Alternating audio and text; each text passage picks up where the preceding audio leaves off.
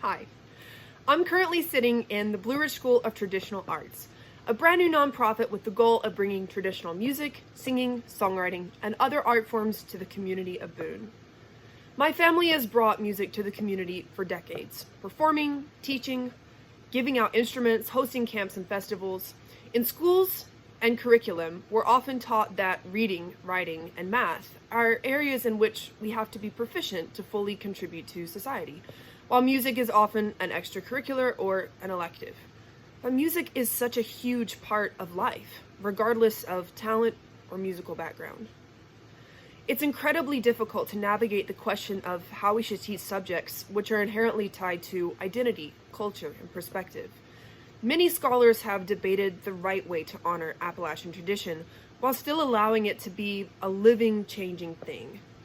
Gold and Revel write, accepting canons of authenticity pushes us towards notions of purity, whereas accepting plurality and the melting pot pushes us towards deconstruction of the folk itself.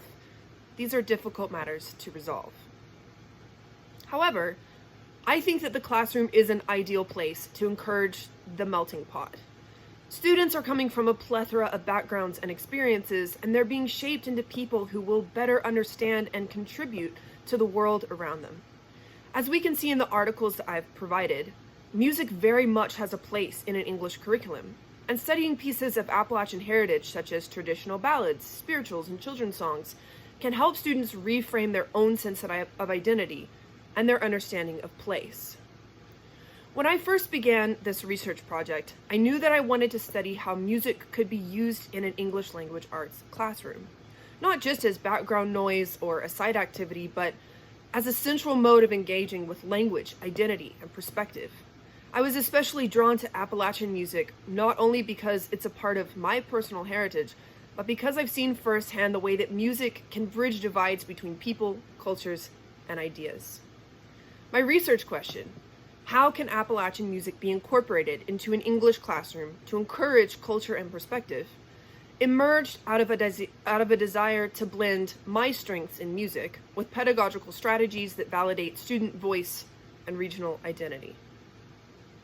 Through this process, I have explored how music can function both as a textual artifact, something to be closely analyzed for structure, language, literary merit, and as a contextual artifact, something that situates students emotionally and culturally within the theme of the literature that they read. In many ways, this dual approach reflects the hybridity of Appalachian music itself, which, as Gold and Revel argue in their work on Cecil Sharp, defies the binaries of authentic versus corrupt or pure versus hybrid. They critique the way that folk traditions have been curated through narrow lenses and call instead for a recognition of plurality in cultural expression. This directly shaped my thinking about what kinds of Appalachian songs we might bring into the classroom, not just the ballads preserved by collectors, but work songs, spirituals, and children's rhymes that reflect the lived experience of Appalachians across generations. Much of my inspiration also came from Crystal Bell's work on hip-hop pedagogy, where she emphasizes that music should not be treated merely as bait to get students interested in real literature. Instead, she treats music itself as literature. Her pairing of hip-hop with canonical texts and her insistence on citing evidence and analyzing song structure mirrors exactly the kind of work I hope to do with Appalachian music.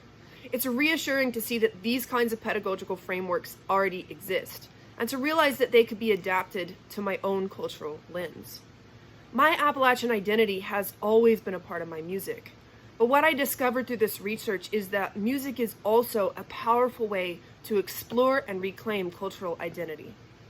Scholars like Ryan Cheney helped me see that Appalachian music is not only art, it's also a form of storytelling and placemaking. Cheney's analysis of the binaries projected onto Appalachian between nostalgia and modernity, purity and corruption, reminded me of the pressures that students face in owning or rejecting their own Appalachian roots. This theme of ambivalence toward Appalachian identity came up again and again in my research. Lane Ilderton's research on rural writing identities and Tony Polling's classroom unit, The Power of Place, Both describe how students often feel disconnected from their heritage, either because of shame, stereotypes, or simple overfamiliarity. I was particularly moved by polling students who rejected J.D. Vance's Hillbilly Elegy as an unfair representation of their culture. When polling asked, "Who has the power to tell your story?" one student replied, "We do." That moment encapsulated what I hope to achieve through teaching Appalachian music in the classroom, giving students the tools to explore their history and tell their own stories. In this way, music becomes a tool for cultural validation and linguistic justice. Ilderton points out that rural students often feel restricted or insecure when asked to conform to academic writing norms. But when students write in their own voices about their own place, their writing becomes more tellable, more honest, more confident. Appalachian songs, especially when analyzed for theme, tone, structure, and diction, can validate those non-standard voices and show students that their way of speaking and seeing the world has a literary and academic worth. The idea of voice and storytelling often also surfaced in Goering and Burenheid's discussion of music in the classroom. Their strategy of having students create the soundtrack of their life is deeply emotional and reflective, helping students draw personal connections between literature and music.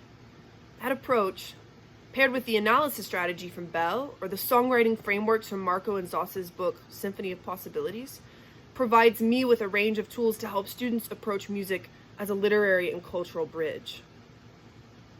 Still, one of the most important realizations I've had through this research is that music can be both emotional and analytical, both personal and political. Music can hook students into literature emotionally, as Catherine Belvert suggests, but it can also stand alone as a rich text full of meaning. Songs of protest, for example, offer an opportunity to connect English, history, and social studies classrooms, especially when students analyze both historical and contemporary Appalachian music as part of a broader understanding of justice and labor and identity. Ballads can be analyzed for form, content, structure, and historical significance. As I move toward teaching in my own classroom, I hope to combine all of these insights into a flexible framework that I can use to bring Appalachian music and student voices into the center of the ELA classroom. Music has always been a part of who I am as an artist, but I'm beginning to understand more clearly how it can be a part of who I am as a teacher as well. I want students to know that their voices matter. And I believe that Appalachian music, with its raw honesty and deep sense of place, can help them find and share these stories in powerful and lasting ways.